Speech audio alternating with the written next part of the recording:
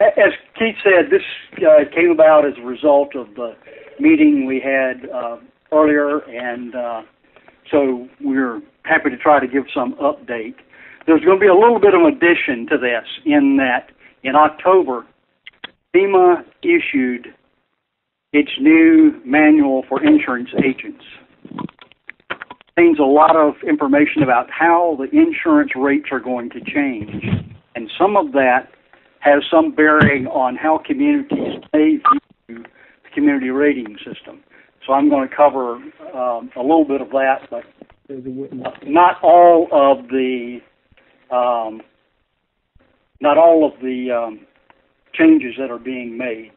I'm going to be very selective there. For those who are certified floodplain managers, we have approval from the Association of State Floodplain Managers. You earn 1 CEC for that. I have filed all the necessary paperwork with them.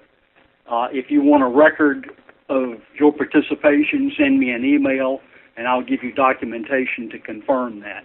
If you're an engineer and are participating and want professional development hours, send me an email, and I'll send you documentation you can use with your certification board. I just wanted to point out that the webinar is being recorded, just so everyone's aware, and you can use due care in you say and how you say it, and I'll try to do the same. And then if you would hold any questions to the end, I've got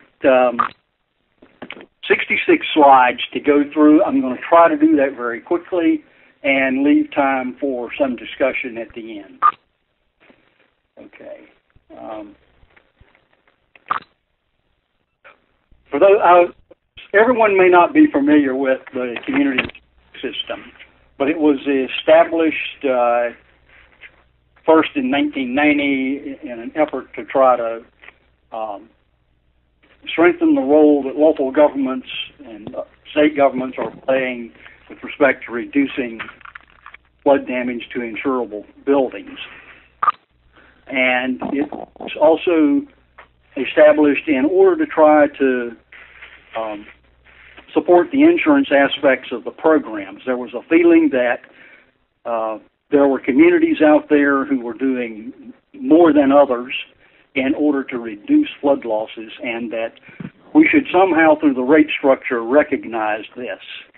And so that became an important reason for establishing the program.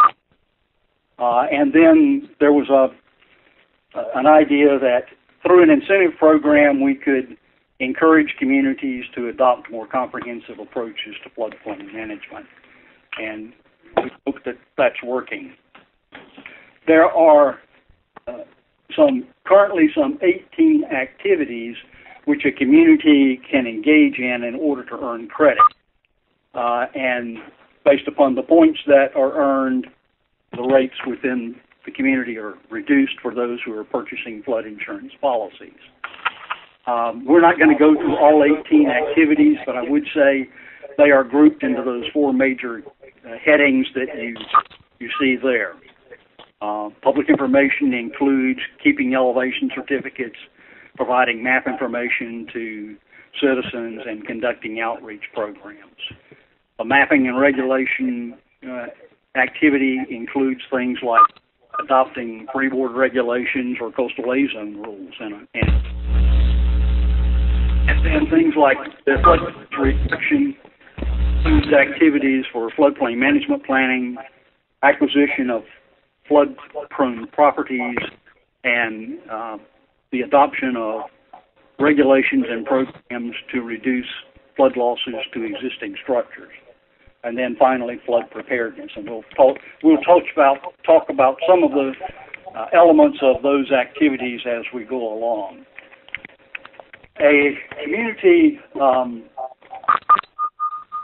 needs to earn at least 500 points in order to be in the program, to go from a class 10. So for each 500 points that a community earns, they can reduce their class. The better the class, as you can see, the greater the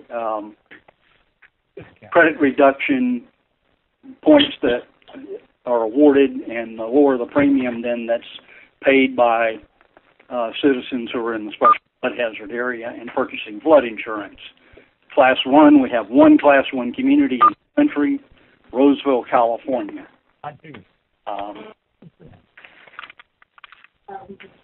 Now, recently, some of you may have seen, after Hurricane Sandy, that USA Today tried to go back and look at various communities up in the Northeast. They made some leap of faith in a way that if you had a better rating under the community rating system, you were probably better prepared for the storm than others are. And while we would like to think that's the case, we know that this is not a perfect system, and that larger storms do happen that communities may not plan for, or our regulations don't address, or over the years, sometimes our old land use plans and regulations may not have been the best, and so we've built in very hazardous areas, particularly areas where accidents may occur. And so we can still have problems even in a community then that has a pretty good CRS class. Or we also have problems with those of us who built just beyond the shore, but maybe to an A-zone standard, and we haven't recognized in the rules or in the mapping up to this point that that's really a coastal A-zone, and it's only recently that we've begun to address that issue. So even though we may have a very good CRS class, we still may have problems there. Now, the problems have been so extensive, quite frankly, that with its current way of setting rates, the National Flood Insurance Program has not, in recent years, been able to keep up with the claims payments. And so after Katrina, the agency wound up borrowing over $20 billion. They've paid about $3 billion of that back, but still owe $7.5 billion. Then we've had Hurricane Sandy and other storms that have come along, which are going to have an impact on the agency needing to borrow more funding. And so the Congress has recognized that the regulatory structure of the program and the insurance rate structure are somewhat challenged, and there need to be changes, and therefore we have the Reform Act. The Reform Act takes a number of steps to try to make the program more financially sound, including redefining how FEMA should calculate the average loss year so that it would include catastrophic loss years in the future. And then it has said the agency in the past has really not maintained a reserve fund, adequate depth to be able to sustain paying losses and catastrophic events. And so the agency is directed to create about a $12 billion reserve fund at this point. Now, the agency in the past has been restricted in how much it can increase rates. So its average loss year may still be going up, and it hasn't been taking into account, as some would think, catastrophic loss years, and it's had some restriction in doing so, in that it could only increase rates no more than 10% across the classes. Congress recognized that as being a problem and has said to the agency, you can now increase rates up to 20%. In addition to that, Congress said we need to eliminate some of the grandfathering rules that we have had, even for residential properties. And so we're going to see that when I go to buy a new policy, if I'm not paying an actuarial rate, the agency can phase in over a 4-year period an actual rate for my property. And I'm going to give you an example of that, a numerical example, in a few minutes. Likewise, we have a definition now that says a residential property, for it to qualify as a primary residence, the insured must live there at least 80% of the time.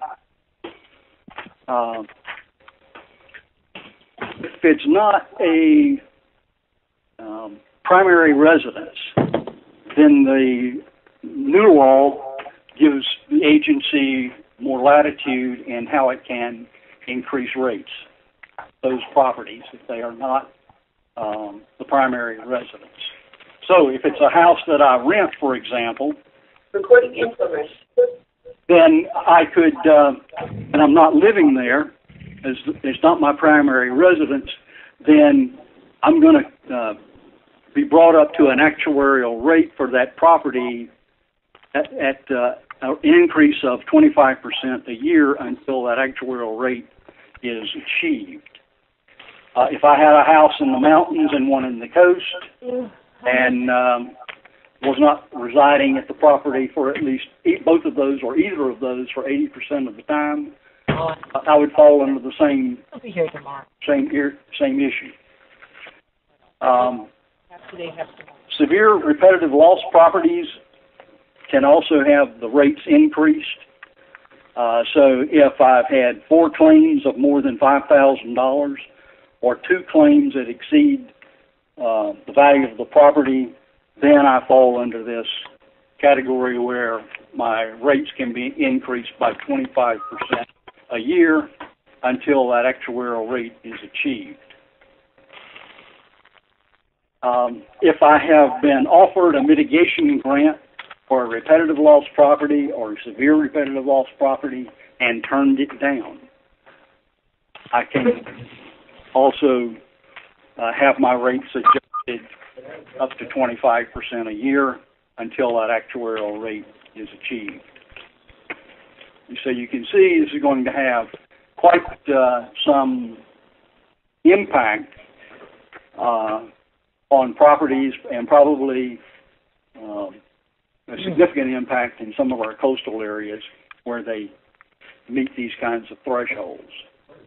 I come into that same category if the damages that I have suffered in the past exceed cumulatively the fair market value of that property. And we have something of a change from the standpoint of what we normally know to be as a substantially damaged or a substantially improved building. In the regulation, when we look to see whether or not a property must be brought up to code, current code, we use a 50% market value.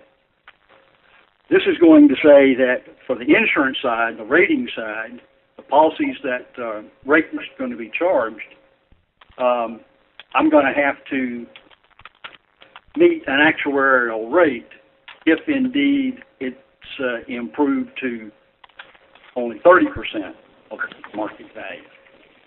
So we're going to find, unless the regulations change for the land use side of the program, some disconnect in the future. So it will be interesting to see how FEMA deals with that going forward.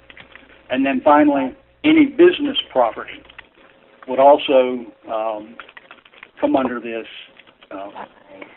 provision, which rates could be increased by 25% a year until an actuarial rate is obtained. Now, in the past, we've had grandfathering if new maps were issued and I fell into a classification now where I may have built to the BFE, but the new map comes out and my lowest floor is now below BFE.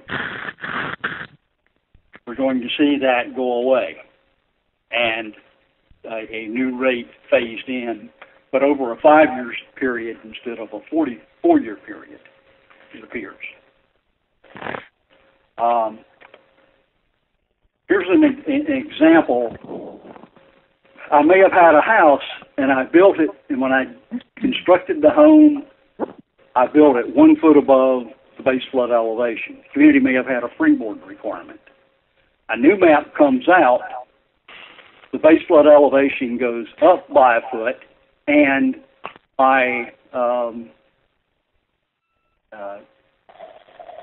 so I'm now at base flood elevation. So my rate goes up from the $915 a year to $1,253.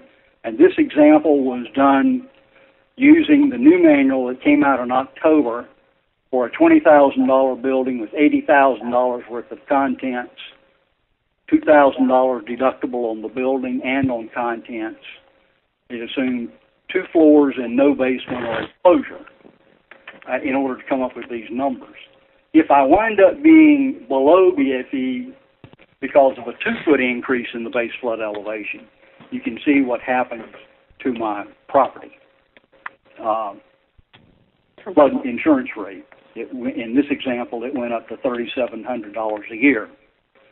So these are going to be the kinds of things that local governments are going to be seeing within their jurisdiction, and they are likely to have property owners coming to them saying, how can you help us? Or their grant programs, or what kind of relief can the local government help us get? Now, I've got another example for you where it's a little more severe in that when I constructed my home, I built at the base flood elevation, and I was in an A zone. The new map came out, and I'm now in a VE zone at BFE. And you can see there how the insurance rate goes up from $1,253 to almost $4,000. If I wound up being 1 foot below BFE in the V zone, as opposed to being in the A zone before, I go up to almost, my premium increases to a little over $13,600 annually. Damn. Yes. Okay. So you're going to see what kind of questions you're going to start getting from folks when they start getting their insurance agent visiting them to say, I have to reevaluate your policy and how it was written with respect to any new maps you may have. You're likely to get a lot of questions in during the whole remapping process. Yeah.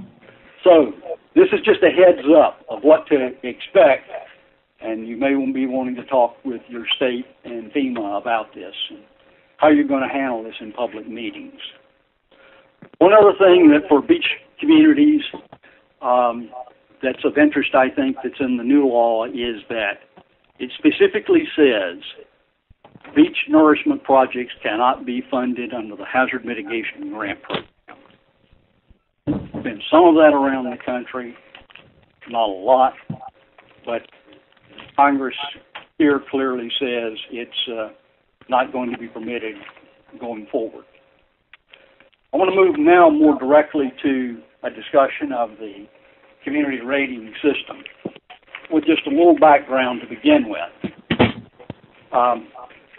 The program was created, work was first started on it in the late 80s by a group called the Community Rating System Task Force.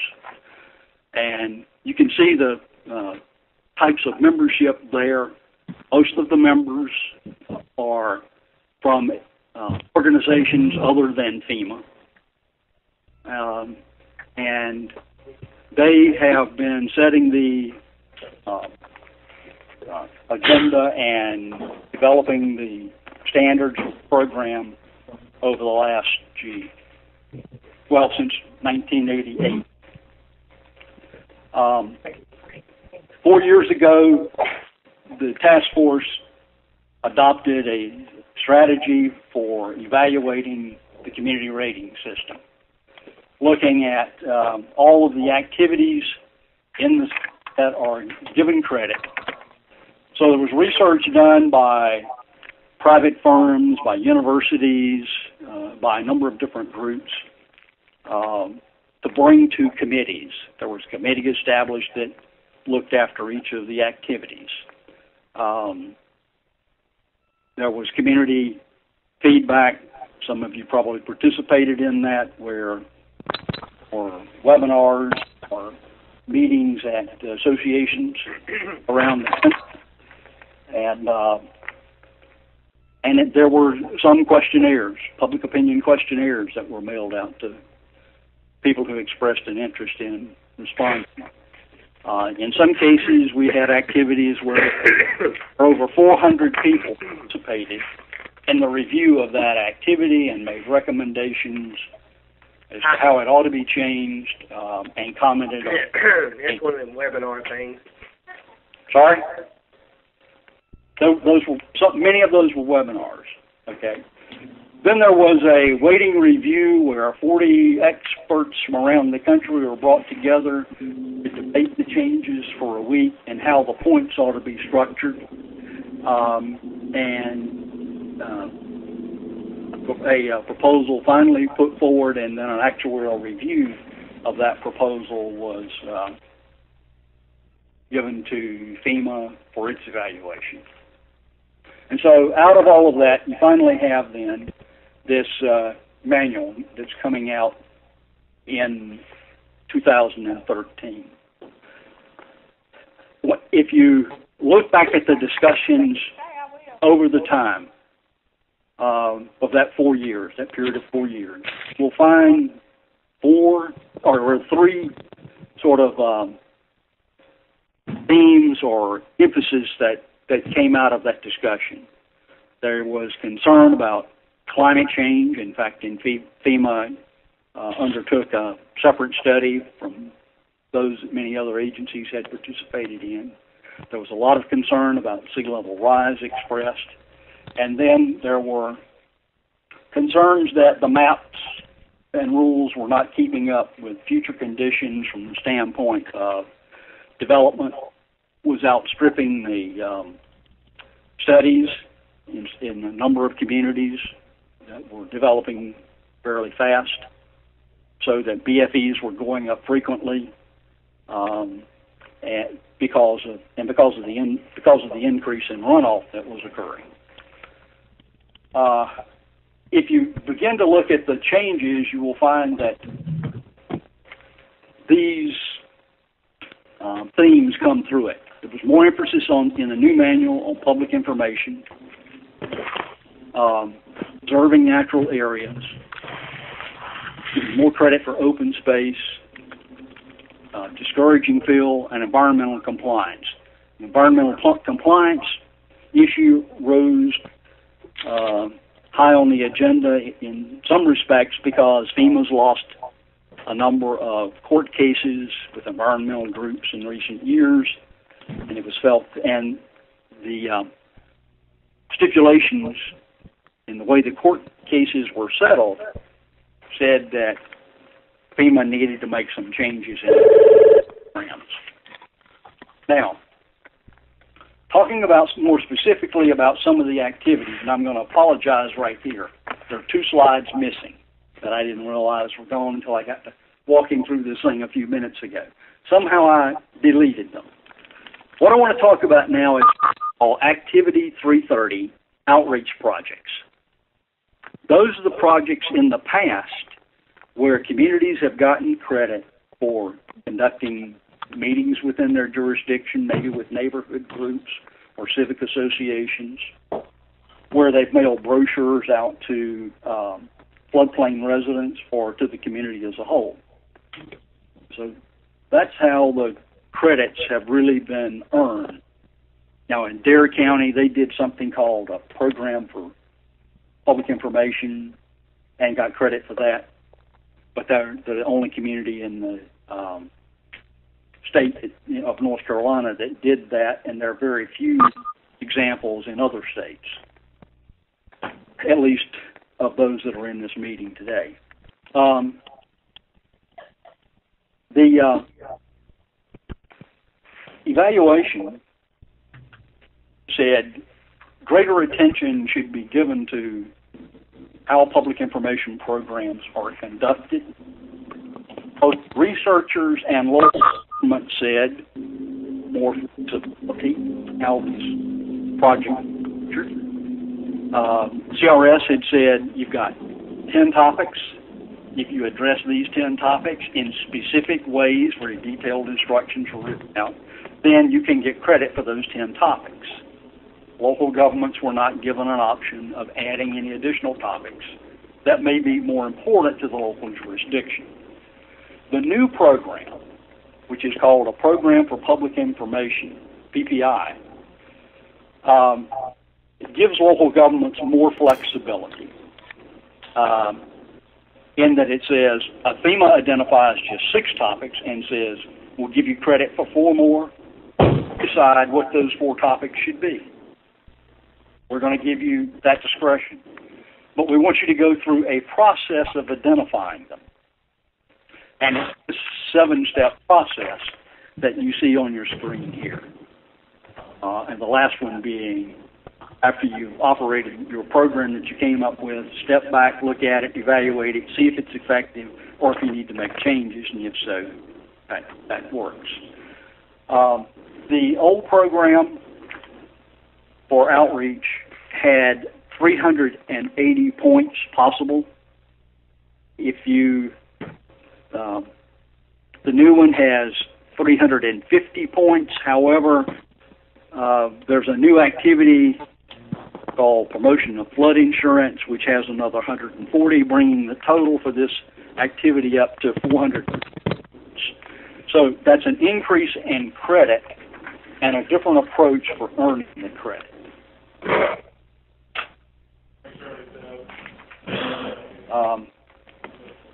Now, program, you earn even more credit under the program if you bring others along as part of this process and you them to participate both in helping develop the local program and in carrying out activities. So you can earn up to 30% more points if you have stakeholder involvement. Those stakeholders might be home builders, the Red Cross, insurance agents, any number of different groups who may have a common goal as the city. Now, in the past, in the 2007 manual, communities, every community just about, earned 140 points for a map information. Someone comes in or calls in and they say, I want to know if my property's in the floodplain. If it is and you tell them it is, then you told them, you know, they might have to purchase flood insurance, what the rules related to that were, and so forth. That activity, reading the map for people who inquire, is not 140 points anymore. It's going to be 30 points. Now, you can earn 60 of the 140 back by earning them under the activities M1 through M7, or M2 through M7 on here. So, in the coastal area, the new maps are going to have, if it's a Barrow Island, for example, what we call a LIMWA, area of limited moderate wave action. Chris Jones is on here. He could go into more detail than I can about this.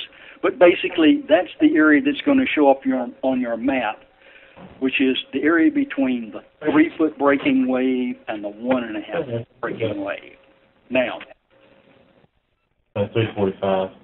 The building code, Over here. I can turn where it's international code, and if you tell community property owners about that, even if you don't have regulations with respect to that area, but you tell them about the risk that's there, then you get 20 points for that. M3 is other flood problems not shown. That would be generally something like you've got a drainage problem, an area floods, but it's not mapped. It may not be a large enough area for FEMA to have mapped it in the past or in the future. But you know about it, and so you tell people. Flood depth data, that's going to be something that's going to be a new product from FEMA. You let people know about potential flood depths at their property under different categories of storms, and you wind up then being 20 points. The special flood-related hazards are things like coastal erosion and side ice. Mapped or historical repetitive loss areas, and someone's in such an area. Regina Sockman. You could you get credit by telling people about that, and then the last one happens to deal with natural flood functions. You may have wetlands that or their property has wetlands on it. You would tell them about that and the rules that apply in that case. So those are the kinds of things you would do in the future. Most you can earn back in this activity, though, is 90 points. So automatically, communities are going to be losing 50 points they have to make up somewhere else. You're going to find that through several activities in the community rating system when the new manual comes out. This is just a heads up to say, look for those things and figure out how you're going to address it. Are you just going to, or will you lose enough points that you lose a classification? Or are there things in the new manual you can do in order to earn those points back and keep the classification, or maybe even advance your program? Okay, a lot of new points in open space preservation, and that's going to help a lot of communities. So here we're giving credit. We're keeping vacant lands within the special flood hazard area vacant, either through public ownership or maybe by a nonprofit organization's ownership or restrictive regulations. Now, when the waiting forum got together to advise FEMA, they said when the CRS was started, there was a balance between the open space and natural functions credits within the program and the other regulatory credit. That open space was worth as much as all the regulations that were out there. Over the years, what happened is we kept adding new rules we would give credit for and new points for them. A good example was coastal A zones, where you could get up to 650 points. Well, when we added 650 points for coastal A zones, we didn't turn right around and add points for open space preservation. So we got out of balance. The new advice to FEMA was rebalance the program, and that's what you see as you go through the new manual. So in some cases, there will be fewer points for some regulations that we had in the past, but more credit for open space preservation type activities. The natural functions open space is one of those which is receiving additional credit. Seems to me like we gave 50 points before, and now the community can earn up to 350 under the new proposal. So this is credit for preserving or restoring parcels to their natural state. And you can see some examples there. And then there are basically 170 points possible, and then the 2, 3, 4, and 5 you see there are sort of bonus credits for additional attributes those parcels may have. So, if that parcel has been designated in a habitat conservation plan, there's credit for that. If that parcel protects critical habitat for threatened or endangered species, there's credit for that, and so forth, as you can see. So, it's not that all parcels don't receive the same credit. Some parcels have more value or different value than others, and the proposal tries to recognize that. In the new manual, you're going to see there is a new element called open space incentives. Or that's where a community has an incentive program to help keep the flood-prone portions of development open. And you see there are a number of different approaches that are credited here. There may be others that you have. If you have an activity or regulation that you think achieves the same thing, but it's not listed here, you're encouraged to tell your insurance services office specialist about that when they visit. And if they cannot give the credit, they can at least send it to a technical review team to make an assessment of it. So these are not the only approaches that might be used. Now, our regulatory standards. This list, in some ways, is about the same as it was before, but as you go through it and go through the manual, you're going to see that some elements get more credit than they have in the past. Freeboard, for example, and foundation protection. The potential credits are increased there, where fill is not being used in order to achieve those objectives.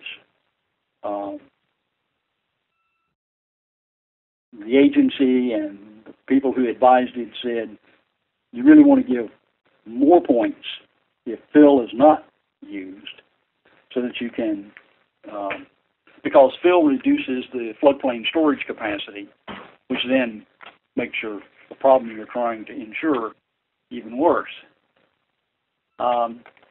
You will see on here that the coastal A-zone credit is still 650 points.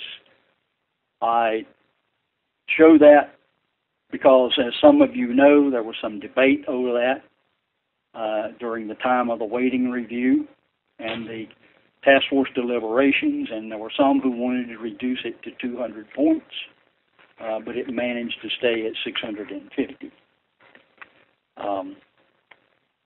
So I'm going to talk about a little bit more about some of those activities. When you look at the freeboard tables in the new manual, you're going to see that the credit for not using fill in the coastal area was not given as much credit as in the riverine area. It's given just half the additional credit. And it was felt that much of the coastal area, you already are not supposed to be using fill for structural support at least, and limited amount of fill for landscaping. Therefore, there wasn't the same benefit as if you prohibited fill in the riverine area. So that was part of the reasoning of the task force and FEMA at the time that was done. Enclosure limits are again remained in the new manual, but with fewer points. In the past, 300 points could be earned. Now it is 240 if I don't allow enclosures at all, and then I can earn fewer points for other approaches to dealing with enclosures, such as prohibiting enclosures of 300 square feet or more, or having requiring non-conversion agreements. building code credit dropped from 190 points to 100 points. And you can see the schedule here for how those are earned in the future. So if you were getting 190 or something close to that in the past, you may want to go back and look at how many points you received and how many you are going to have to make up.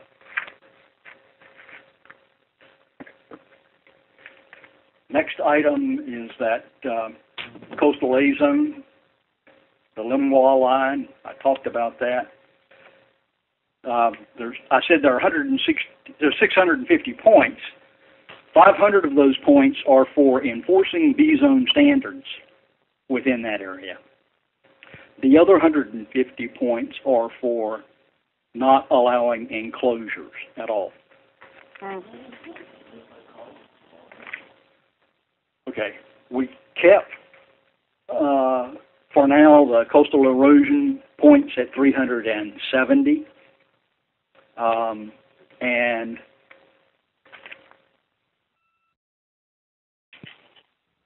that might change in the future. However, for this manual, it was felt like there wasn't enough time to deal with all of the issues that they felt should be addressed, and so it stayed where it is, for at least for now. Under that state-mandated standard at the bottom, communities are where states require a coastal erosion setback. So up to 20 points are being earned there for state programs. Other higher standards in the middle, that's for things like program, that project that achieves the things that CRS do it.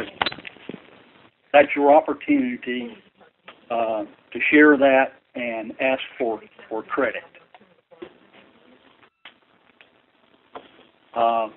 Flood data maintenance. The whole purpose behind this was really to make a community's floodplain management data really more useful and current than it is if you just looked at a flood insurance rate. This is credit for having the items you see there as in the local GIS system. And the two items at the bottom were added in the new manual. The ones that dealt with showing wetlands or riparian habitat areas and building elevation. Stormwater management, that credit, it was increased in the new manual, as you can see there, and that's really for minimizing the impact that new developments have on surface water drainage and runoff. The biggest increase is going to be for under the regulatory credit portion of this.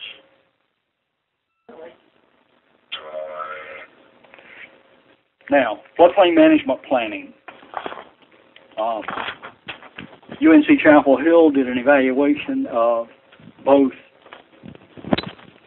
the CRS approach to floodplain management planning and the hazard mitigation programs approach, evaluating several plans. They evaluated 60 plans for us and 100 plans for Homeland Security, and came up with some recommendations which have been incorporated into the new program. When you look at that, it's one of those places where you say that the involving the public really got a boost in points. That goes up, it doubles to 120 points for involving the public. So having the public, having a committee that meets, and most of those committee members are not from the local government, having them meet not once but several times during the course of the year is, or the course of preparing the plan, was given a lot of points in this system. One thing I should point out for those of you who are part of a multi-jurisdictional, multi-hazard plan. Community, if it wants credit in CRS, must participate. And you should pay attention in the new manual as to what participate means. How many people have to be at meetings? If you miss meetings, what does that do to your points? Does it knock you out altogether?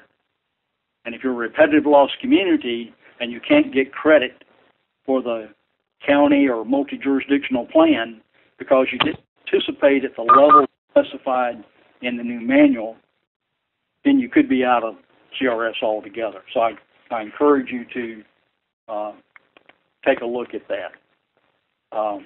And as you go through the manual, as I say, you're going to see more discussion about approaches for involving the public in that planning process. Now, there's always been an element within 510 that dealt with repetitive loss area analysis.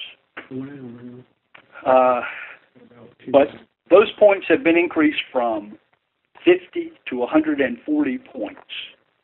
The objective of that analysis really is to encourage communities to do more detailed planning for their repetitive loss areas.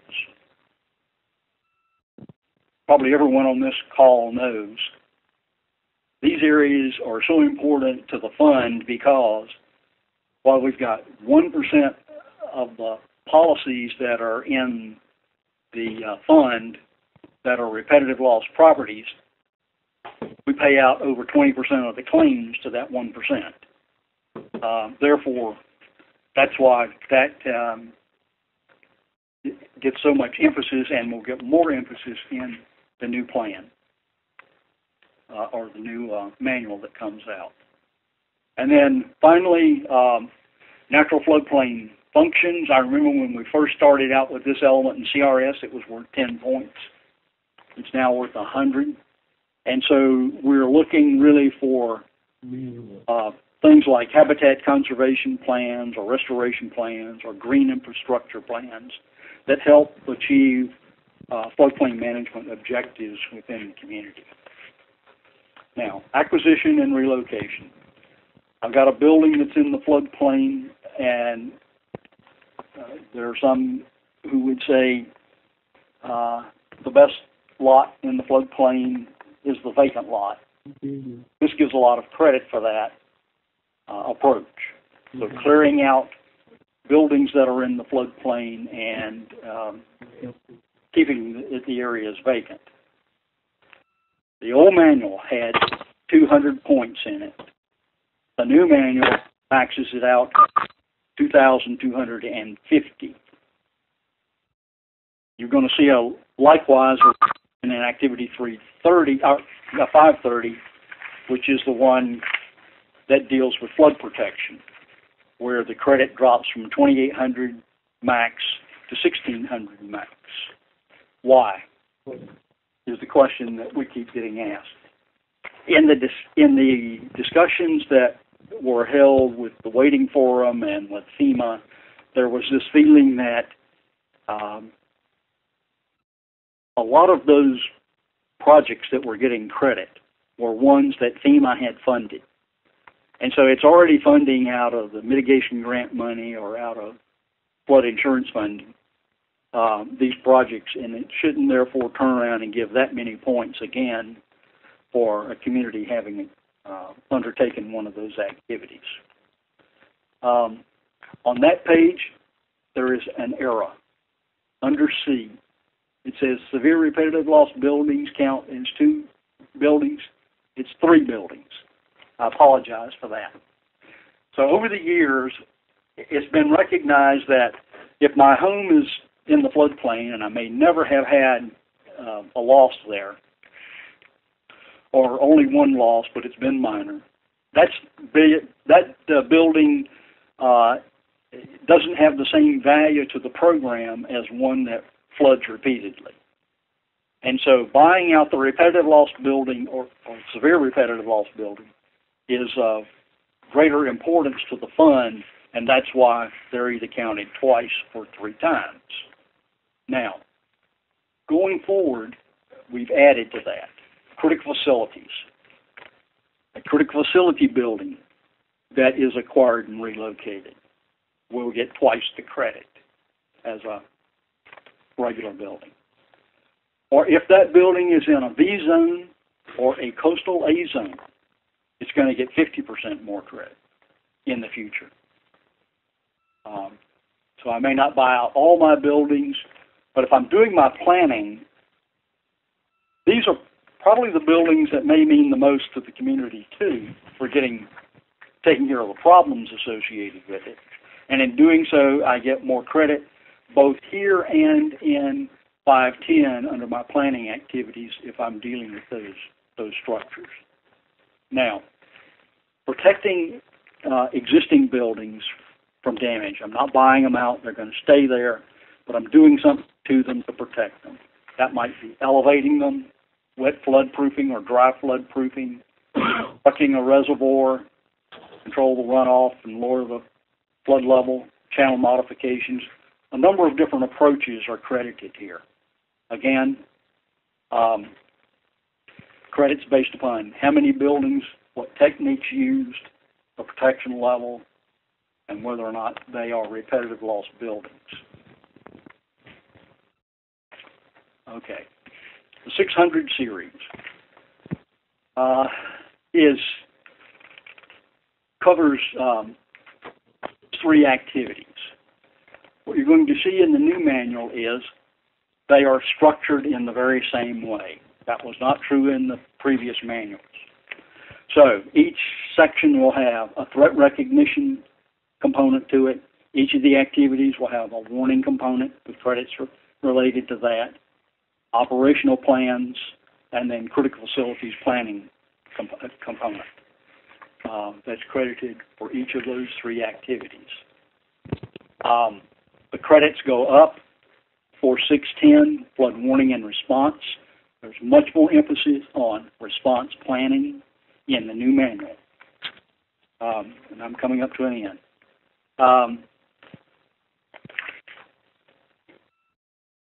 What the new manual wants communities to do is look at the various flood stages that they have. And then to recognize what's important about each of those. When do they occur? What are the major problems that may occur with that? Do an analysis to say, well, how many structures are really going to be affected, critical facilities, and so forth. And then to have a plan that says, okay, for that flood level, these are the things we need to do. The action that needs to be taken, here's the equipment that's needed and the supplies that are needed in order to carry that out. We generally do not find that in your emergency operations plans. Therefore, you want to take this as a key. If a community cannot do all of those things, it will not get credit in this activity in the future. And most coastal communities receive credit in this category. Finally, dams. In the past, we've given credit for any community within a state where you earn state dam safety credit.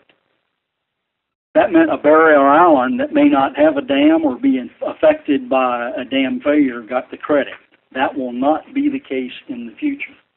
Those credits are given only where there's a dam, and if that dam were to break, there would be an impact on the community. Final slide. Maybe the bottom line is the best one for you to remember or write down. My email address in case you have questions, or my telephone number if you want to call me, because I know I went through this very quickly. At Emmitsburg, this is done in 4 days. And I have done some 2.5-day workshops, but we've tried to cover the high points anyway. And I'm ready for questions. Thank you very much, Barry.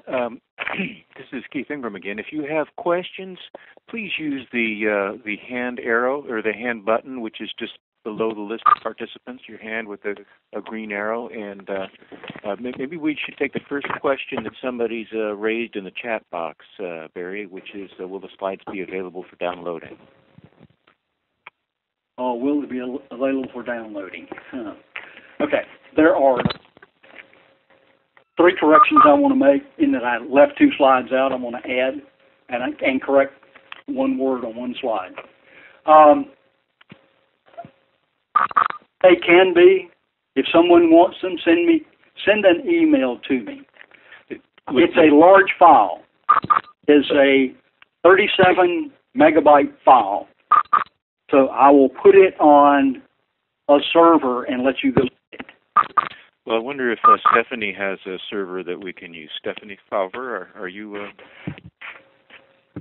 able to help with this?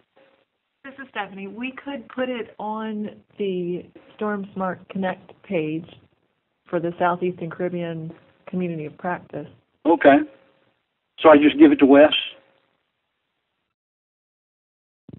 Yeah, give it to Wes.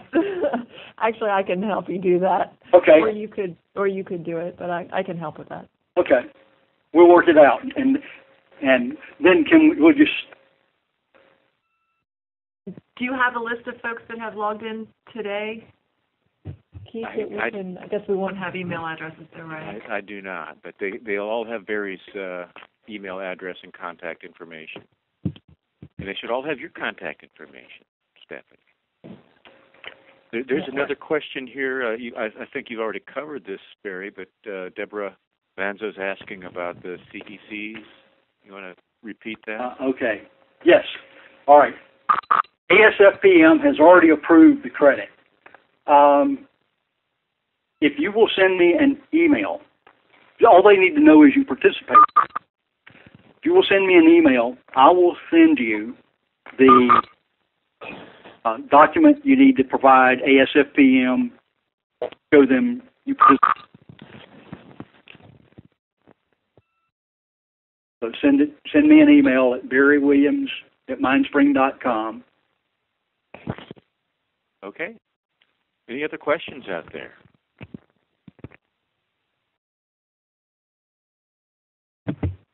Or comments? Keith, can you see where I have put the Storm Smart Connect group page address in the... Yes. It's in the chat box now.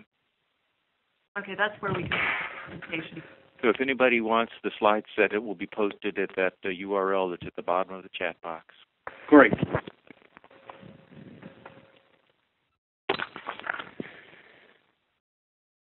Well, I see a couple of comments saying that it was a good presentation, Barry.